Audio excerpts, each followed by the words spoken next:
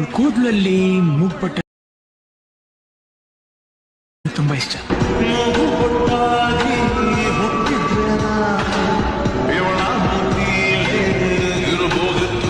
ನನ್ನ ಆಸೆಗೂ ಇರ್ಬೋದಾ ಯಾವನೇ ಗೊತ್ತು.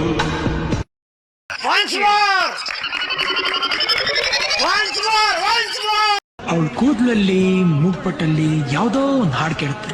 ಆ ಹಾಡು ನನಗೆ ತುಂಬಾ ಇಷ್ಟ.